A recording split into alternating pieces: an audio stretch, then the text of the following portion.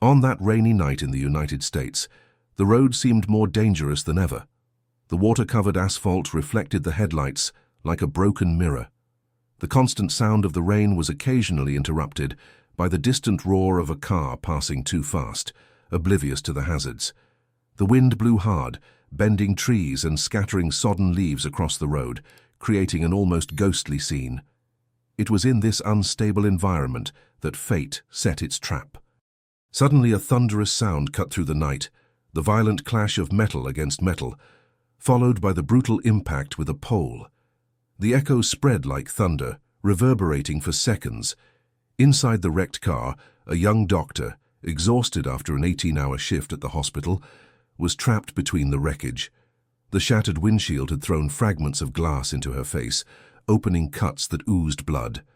Her arms were trapped, crushed by the twisted dashboard, and the smell of fuel mixed with the smoke, making the air almost unbreathable. Every breath was a struggle, every second felt like a sentence. What tormented her most was not the physical pain, but the suffocating feeling that no one would hear her screams on that nearly deserted road. But there was someone. An American soldier, returning home after months of service at a distant base, was walking that same route. He was tired, his heavy eyes betraying sleepless nights, but his trained mind remained alert. When he saw the flash of the crash and the rising smoke, something inside him awakened. His military instincts, trained to react to danger without hesitation, pushed him from his quiet route. He stopped the car abruptly, opened the door in the cold rain, and ran toward the scene. What he found was brutal. The vehicle was destroyed, pinned against the pole, as if crushed by invisible hands. Smoke billowed from the hood. The smell of gasoline filled the air, and tiny sparks glowed in the darkness, like tiny threats about to explode. Inside, the doctor lay unconscious, her head lolling to the side. Her face, even covered in blood and dirt, conveyed fragility.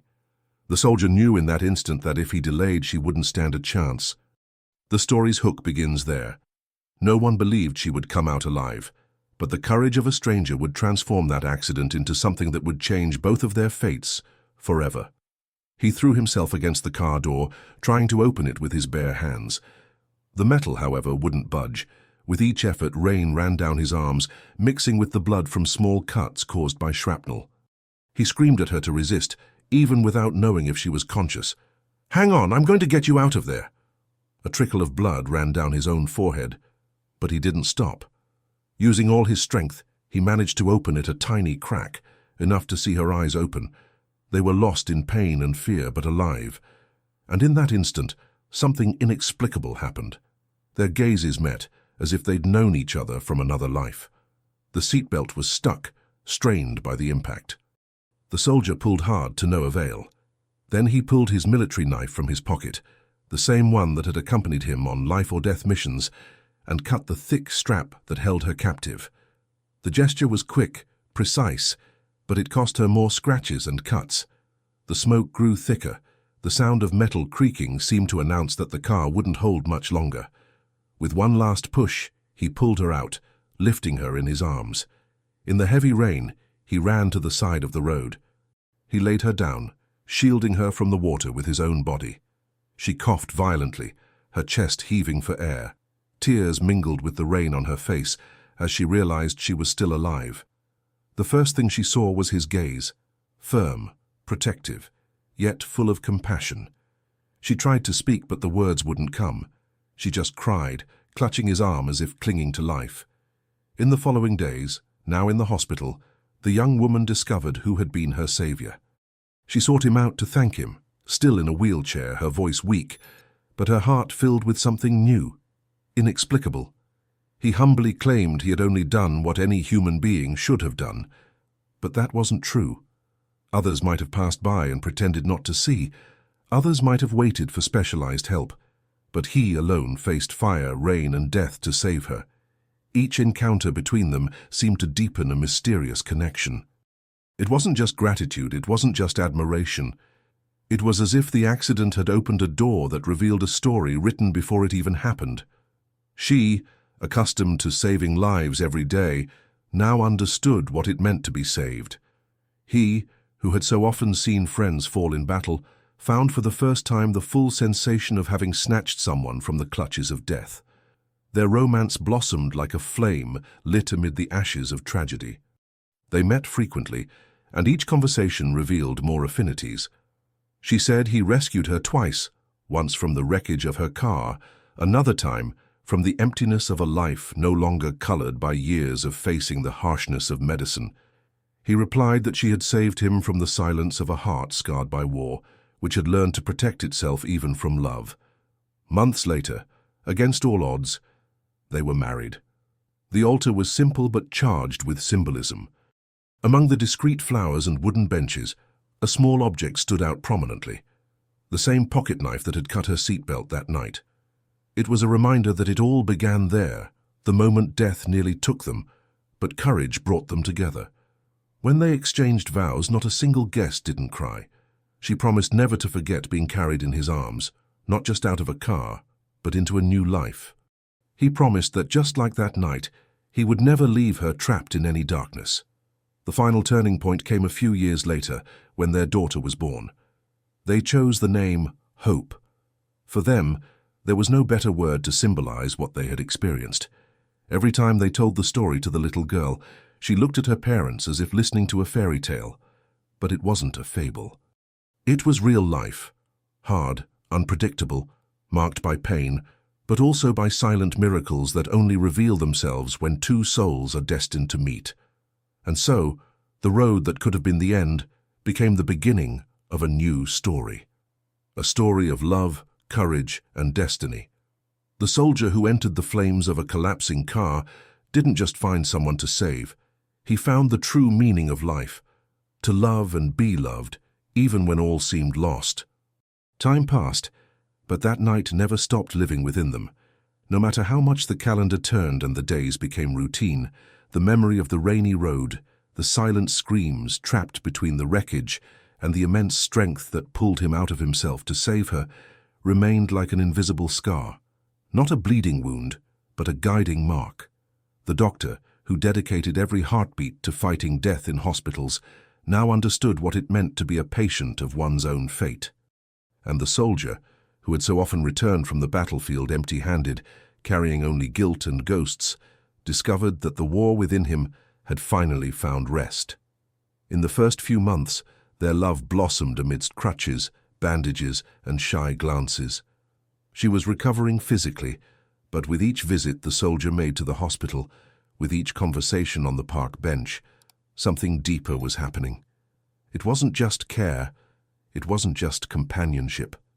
It was as if two lives, until then condemned to solitude, finally fit together like pieces they'd always been searching for.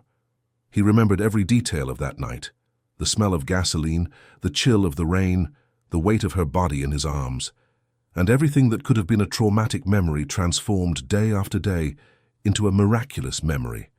When they finally married, months later, the altar seemed small compared to the grandeur of what they were experiencing. Friends and family wept, not only for the wedding itself, but because they knew their union was written by destiny itself. At the entrance, instead of an expensive ornament, the military knife that had cut the seatbelt that night rested prominently. It wasn't a weapon, it wasn't a symbol of war. It was the key that freed a life, the tool that opened a path to love. During their vows, they couldn't hold back their tears. She said, "You carried me out of death. Today I promise to carry you with me through life, through every fall and every victory." He replied, "That night, I found the courage to face death. Today, I find the courage to face life with you." Years passed. They built a home, had a daughter, and chose her name Hope. The girl grew up listening to her parents tell a story that seemed like a fairy tale, but was real, marked by pain, courage, and faith. For her, the hero wasn't just her father. She was also her mother, who after living among the wreckage was reborn to write a lifetime of love. On every birthday, on every special occasion, they remembered the accident not as a tragedy, but as a turning point. The road which could have been the end was a new beginning. The broken pole, the twisted wreckage, and the rain that night became symbols of something much greater, proof that even chaos can hide a miracle. The soldier, who had previously seen only war scars in himself, began to see in the reflection of his daughter and wife the true meaning of his battles. He discovered that he had not only been trained to fight in distant lands, but also to be in the right place at the right time and save a life that in the end would also save his own. And the doctor, who had so often watched patients die in her hands, understood that this soldier was the patient fate had placed in her path, not to be cured, but to be loved. The outcome of their story wasn't just marriage, nor just the birth of Esperanza. The true outcome was invisible, the silent transformation that occurs when two souls survive the impossible together. Because after all, their love wasn't born from chance encounters or pretty words. Their love was born from mud, from rain, from smoke, from the screams stifled by pain and from the silence that preceded the explosion. It was born from a night when death reached out its hand, but was vanquished by one man's courage and the faith that nothing ends prematurely. And so whenever they drove down that road, they would stop for a few minutes before the still-marked post, as if visiting an invisible altar. It wasn't nostalgia, it was gratitude. She would place her hand on his shoulder, he would smile silently, and her daughter would ask why they always cried there. They would answer, "Because it was here that life gave us a second chance. It was here that we found each other. It was here that we understood that love is stronger than death. And if the world has forgotten that on that rainy night a life was saved from the wreckage, they never did. Because the true hero isn't the one seeking applause. The true hero is the one who enters the flames and emerges with not just a living body, but an entire story ready to begin again. And that American soldier who could have walked right past, who could have waited for help, decided to enter. And in doing so, he found not just a life to save, he found a reason to live. If this story touched your heart, leave your like and subscribe to the channel so you don't miss other moving stories of courage, love, and destiny. And write in the comments, "Love always wins." Your participation helps spread messages of hope and humanity that the world so desperately needs.